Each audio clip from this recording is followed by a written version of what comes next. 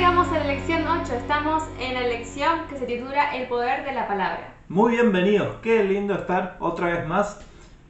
Y tenemos la primera pregunta. ¿Hay algún versículo que Dios usó para decirte algo específico?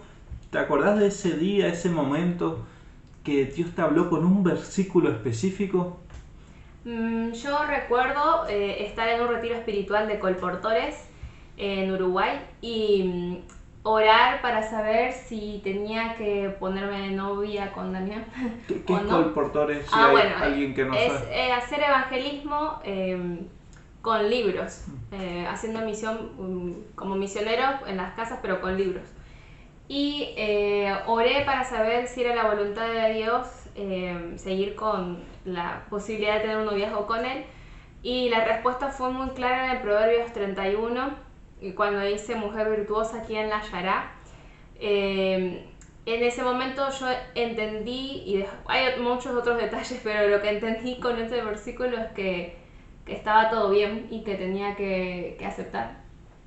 Salmos capítulo 33, versículos 6 al 9 dice que por la palabra de Dios fueron hechos los cielos y todo el ejército de ellos por el aliento de su boca. Él junta como montón las aguas del mar, Él pone en depósito los abismos.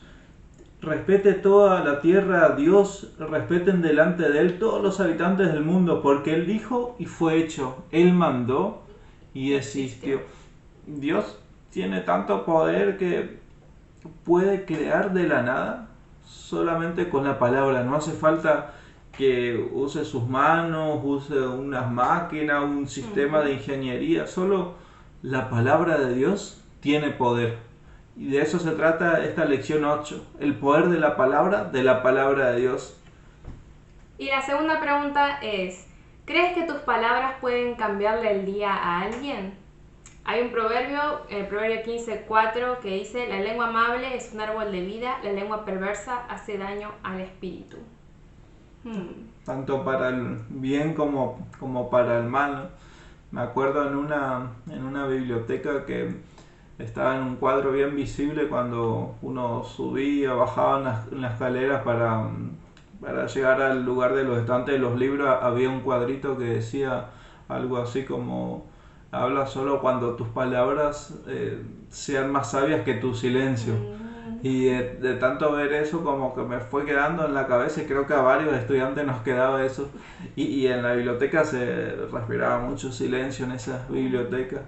Pero eso de hablar solo cuando va a ser más importante que el silencio y está relacionado, o sea, si podemos cambiar el día a alguien por la gracia de Dios, ahí realmente hablar, pero hay muchas veces que podemos ser tentados solo para criticar o decir algo negativo y mejor a veces si nos va a construir, si uno como dice en una música, esa idea de si uno no va a juntar, no desparrama, ¿no?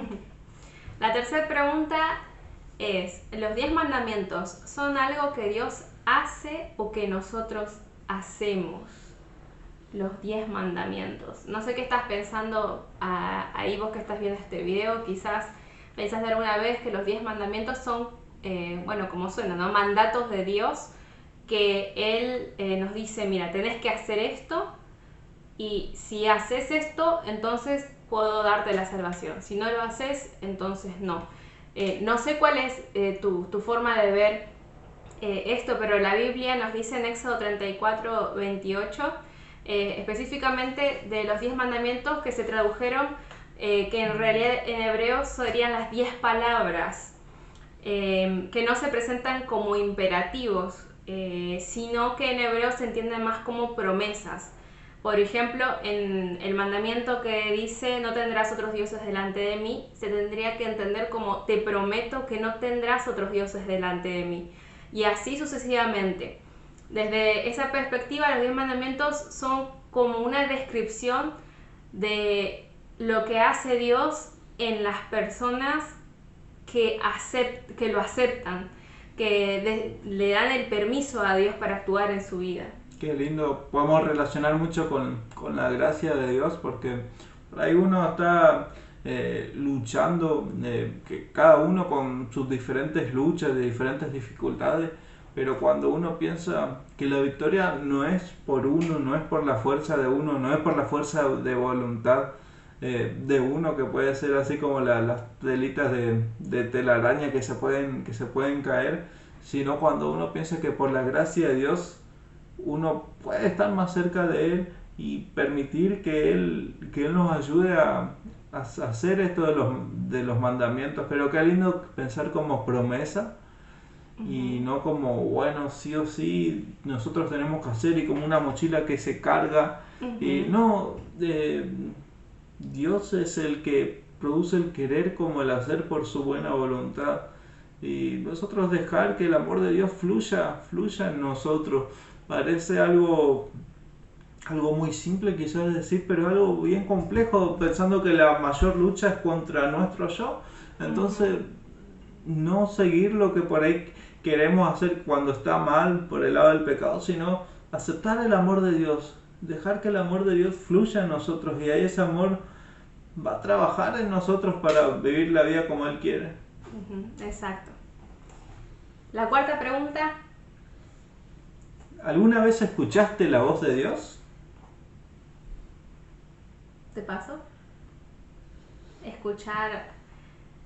eh, Hicimos esta encuesta en Instagram y varias personas dijeron que sí, pero es distinto en cada persona, ¿verdad? Porque una cosa es escuchar la voz de Dios, quizás como una idea que viene de la mente, otro puede ser como en un versículo, como lo dijimos en la primera pregunta, otros quizás escucharon la voz de Dios audiblemente, eh, unas palabras que escucharon literalmente, ¿no?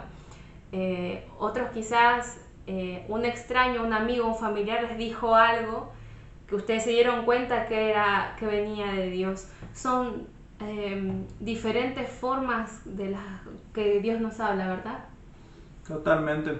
Algunos puede ser algo más audible y otros por ahí una persona, ¿no? La Biblia, Primera Tesalonicenses capítulo 4 versículo 16 dice, porque se oirá una voz de mando, la voz de un arcángel y el sonido de la trompeta de Dios. Este versículo se habla mucho cuando se estudia el tema de la segunda venida, de la resurrección. Y el versículo sigue diciendo, y el Señor mismo bajará del cielo y los que murieron creyendo en Cristo resucitarán primero. En esta ocasión queremos destacar esta idea de que se va a oír una voz de mando, una voz de arcángel, el sonido de la trompeta de Dios. ¿Qué se te viene a la mente con esto, me queda? Mira, lo que yo pienso es en la voz de Dios y en algo indescriptible. Ahora estoy pensando como la segunda venida y también pienso en Sofonías 3:17 que dice que Dios va de los cantos de Dios. Y si las personas acá cantan hermoso, no sé cómo será escuchar a Dios cantar, a Dios hablar. A mí personalmente no me pasó de escuchar, literalmente escuchar la voz de Dios. Sí, ideas y personas y versículos, em, pero creo que va a ser algo hermoso. Y cuando dice arcángel se refiere a un ser celestial superior y varios comentaristas están de acuerdo que se refiere a Jesús, Dios. Ahora tenemos la quinta y última pregunta. ¿Alguna vez dudaste de tu valor?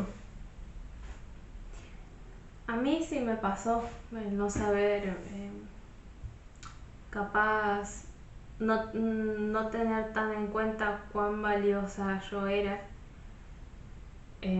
Pero cuando vemos a Jesús y vemos la cruz, podemos entender un poco más esto, el valor de lo que, no de lo que uno cree de sí mismo, sino el valor de lo que Dios dice de nosotros, la importancia de lo que Dios dice de nosotros.